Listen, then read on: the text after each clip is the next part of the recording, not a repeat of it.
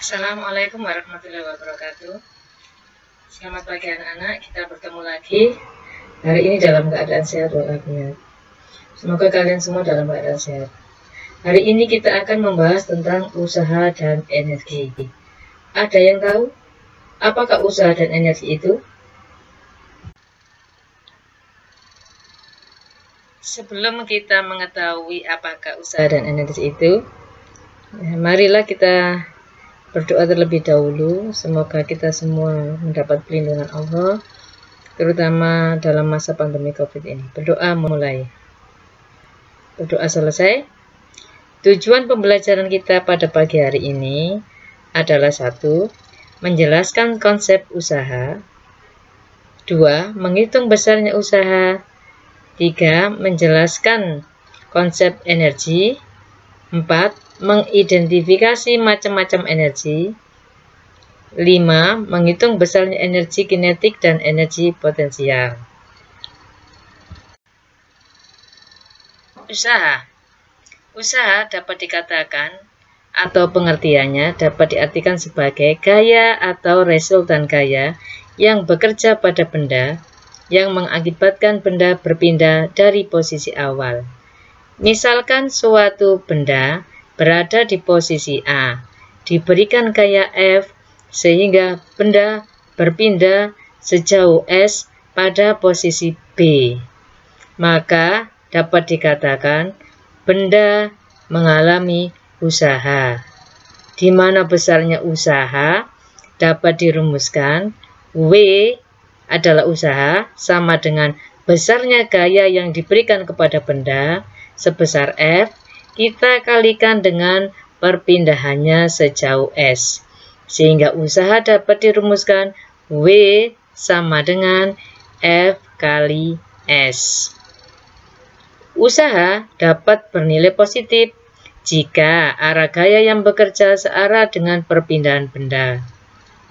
Usaha dapat dikatakan juga bernilai negatif apabila arah gaya yang bekerja berlawanan dengan arah perpindahan benda.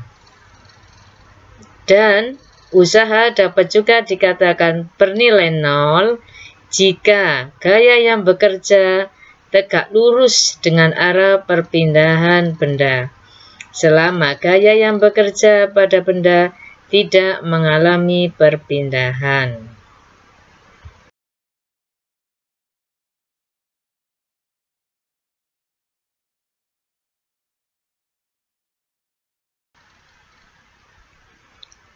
Maka dari sini usaha dapat kita simpulkan pengertiannya adalah gaya yang menyebabkan benda berpindah.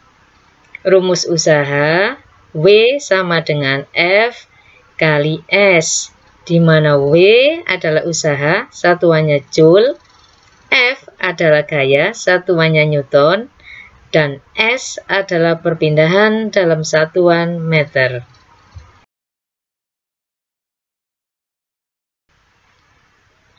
Untuk lebih jelasnya pengertian usaha, marilah kita perhatikan macam-macam usaha berikut ini. Yang pertama, ada seorang pria mengangkat sebuah kotak, di mana kotak itu berada di lantai, kemudian dia mengangkatnya, lalu dia berjalan. Apakah pria ini telah melakukan usaha? Dan pada saat kapan pria ini dalam gambar melakukan usaha? Pria ini tidak melakukan usaha pada saat berjalan sambil memegang kotak. Tetapi dia dikatakan melakukan usaha ketika dia mengangkat kotak dari lantai untuk pertama kali hingga berdiri setinggi dadanya. Demikian macam usaha yang pertama.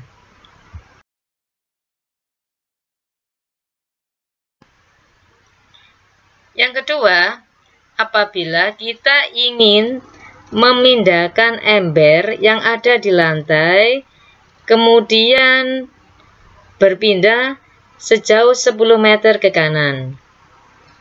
pada saat kita mengangkat ember yang beratnya 100 Newton, kemudian kita berjalan sejauh 10 meter ke kanan, yang pertama berarti kita telah memberikan gaya sebesar 100 Newton arahnya ke atas. Dan kemudian berjalan 10 meter arah ke kanan. Ini berarti arah gaya dengan arah perpindahan ember tegak lurus, membentuk sudut 90 derajat. Gaya yang tegak lurus perpindahannya terhadap arah perpindahan, maka besarnya usaha akan bernilai sama dengan 0. Sehingga dapat dikatakan usaha yang dilakukan oleh gaya tersebut adalah 0.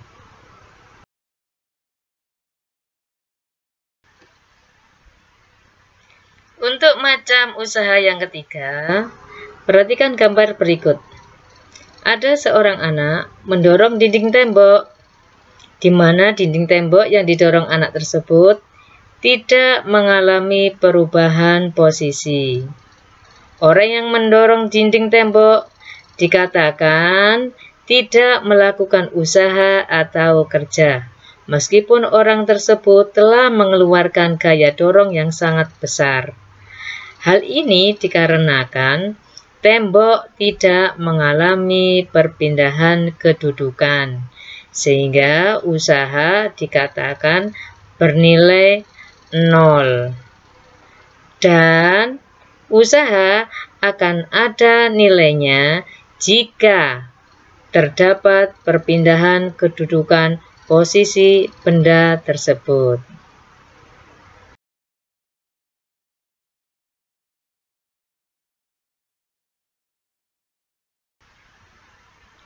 Berikut ini adalah contoh usaha yang bernilai 0.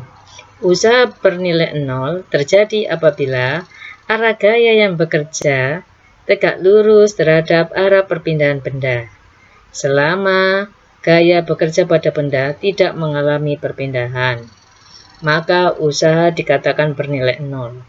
Sebagai contoh, usaha bernilai 0 terjadi ketika orang mendorong tembok. Meskipun orang itu mengeluarkan gaya sampai kelelahan, namun selama tembok tidak bergerak, maka dikatakan tidak ada usaha yang dilakukan. Dengan demikian, perpindahan benda S sama dengan 0, sehingga besarnya usaha W sama dengan F kali S, maka W akan bernilai F dikalikan 0. Maka hasilnya usaha akan bernilai sama dengan 0.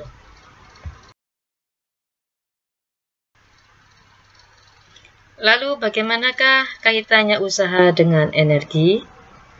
Usaha dan energi ternyata adalah suatu hal yang tidak bisa dipisahkan. Usaha dapat telah kita ketahui bahwasanya usaha dapat diartikan sebagai gaya yang bekerja pada suatu benda yang menyebabkan benda tersebut berpindah. Demikian juga dengan energi. Energi sangat berkaitan erat dengan usaha. Energi dapat diartikan sebagai sebuah kemampuan yang dibutuhkan untuk melakukan suatu usaha, sehingga terdapat keterkaitan hubungan antara usaha dan energi, di mana hubungan usaha dan energi saling mendorong dengan hasil usaha yang berbeda bergantung pada energi yang diberikan. Dengan demikian, jika energi yang diberikan lebih besar, maka besar usaha yang dihasilkan juga akan lebih besar. Begitupun sebaliknya, jika energi kecil, maka usaha yang dihasilkan akan juga bernilai lebih kecil. Kita perjelas ya mengenai kaitan usaha dan energi. Usaha dalam pengertian di fisika bernilai sebanding dengan gaya dan perpindahan, di mana usaha yang dilakukan makin besar jika gaya yang bekerja pada benda juga besar. Atau jika gaya yang bekerja pada benda besar, namun apabila benda belum bergerak, maka dikatakan tidak ada usaha. Lalu bagaimanakah hubungannya dengan energi? Energi dapat didefinisikan sebagai kemampuan untuk melakukan usaha. Contoh beberapa energi diantaranya. Yang pertama, energi yang dimiliki oleh benda yang bergerak. Kita namakan dengan energi kinetik. Contohnya sebuah mobil yang melaju di jalan raya. Mobil yang bergerak atau melaju di jalan raya, dikatakan mobil itu memiliki energi kinetik. Berikutnya yang kedua adalah energi yang dimiliki oleh benda karena letak atau konfigurasi sistem. Dinamakan juga dengan energi potensial. Energi di dalam alam semesta tidak dapat dihilangkan atau juga tidak dapat dimusnahkan. Maka energi hanya bisa dirubah bentuknya. Hukum energi yang seperti itu kita sebut sebagai hukum kekekalan energi.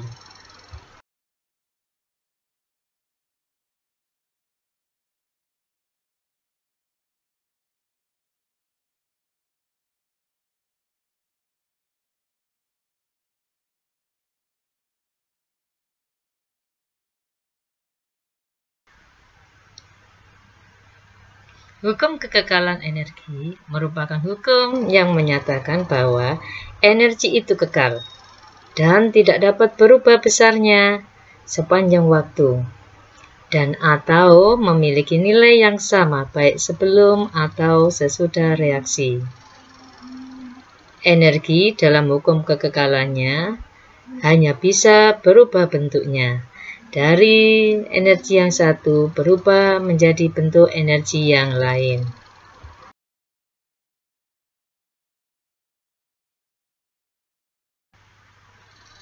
Coba perhatikan tampilan peta konsep bentuk-bentuk energi yang ikut tampilkan dalam slide, di mana energi dapat berubah menjadi energi kinetik dan energi potensial. Di mana energi kinetik dan energi potensial bisa berubah menjadi diantaranya ada energi panas, ada energi mekanik, ada energi listrik, ada energi magnet, ada energi cahaya, ada energi suara. Demikian juga ada energi elastis, ada energi kimia, ada energi nuklir, dan ada juga energi gravitasi.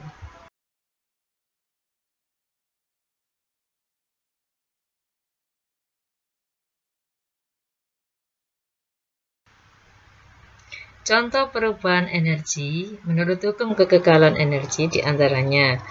Yang pertama, energi listrik berubah menjadi energi gerak. Terdapat pada alat yang dinamakan dengan kipas angin. Yang berikutnya ada energi listrik berubah menjadi energi bunyi. Juga berubah menjadi energi cahaya. Contoh alatnya dalam kehidupan sehari-hari adalah televisi. Ada juga energi listrik yang berubah menjadi energi panas. Di antaranya dalam kehidupan sehari-hari dapat kita temui pada alat yang namanya setrika. Ketika energi listrik berubah menjadi energi cahaya, dapat kita lihat di malam hari adanya lampu yang terang benderang menyala. Demikian juga perubahan energi listrik menjadi energi panas. Terdapat pada alat yang dinamakan dengan dispenser. Ada juga energi listrik yang berubah menjadi energi panas pada alat listrik yang biasa digunakan dalam pertukangan yaitu solder. Ataupun energi listrik yang berubah menjadi energi gerak dapat kita lihat pada alatnya yaitu blender. Atau juga pada alat yang kita pakai untuk mencuci baju yaitu mesin cuci.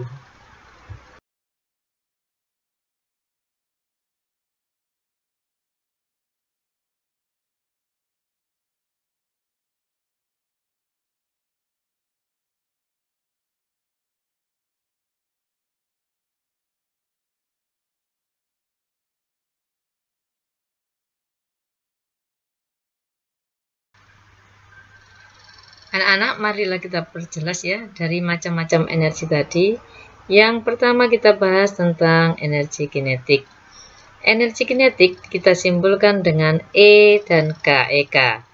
di mana EK, energi kinetik, adalah energi yang dimiliki oleh benda yang bergerak. EK dapat dirumuskan sama dengan setengah M kali V kuadrat, di mana M adalah massa, satuannya kilogram, V adalah kecepatan, satuannya meter per sekon, dan EK adalah energi kinetik, satuannya joule. Yang kedua, energi potensial atau dilambangkan dengan EP adalah energi yang dimiliki oleh benda karena berada pada posisi tertentu dari tanah. EP dapat dirumuskan M dikali G dikali dengan H, di mana M adalah massa, satuannya kilogram, G adalah percepatan gravitasi yang nilainya sama dengan 10 meter per sekon kuadrat, dan H adalah ketinggian, satuannya meter. EP adalah energi potensial, satuannya adalah joule.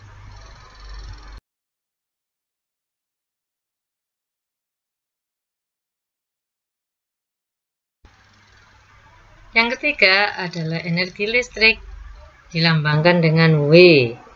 Dapat kita artikan sebagai laju penggunaan energi daya alat dikali dengan waktu pemakaian alat listrik tersebut.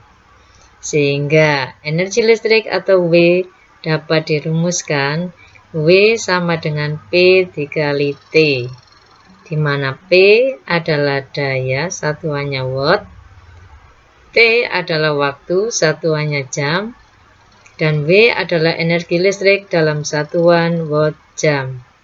Yang keempat adalah energi panas, dilambangkan dengan Q, yaitu energi yang dimiliki oleh benda yang mengalami perubahan suhu atau perubahan wujud, di mana Q, energi panas, dapat dirumuskan sama dengan M dikali C dikali delta T.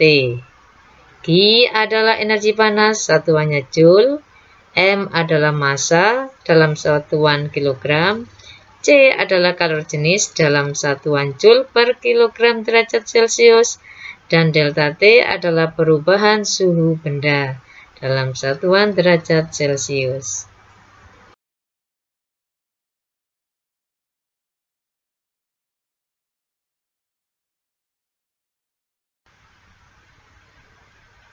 Nah, maka dalam perumusannya, macam-macam energi dan usaha dapat Ibu buat seperti slide berikut.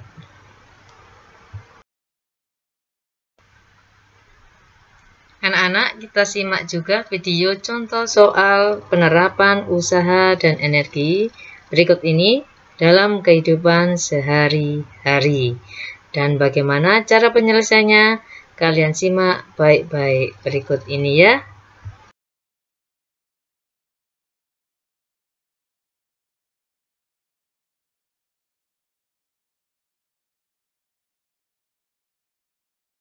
Assalamualaikum warahmatullahi wabarakatuh. Halo, berjumpa lagi di Fisika. Kali ini kita akan membahas mengenai contoh soal dan pembahasan usaha dan energi.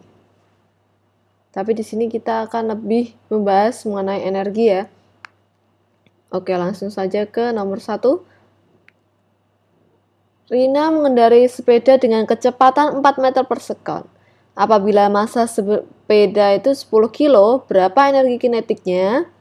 Nah, di sini yang diketahui apa aja? Ada Rina dengan sepedanya bermassa 10 kg dan kecepatan 4 meter per second. Ini per second ya, di sini per second. Yang ditanyakan adalah EK. Berapa jumlah energi kinetiknya? Oke, kita akan menjawab.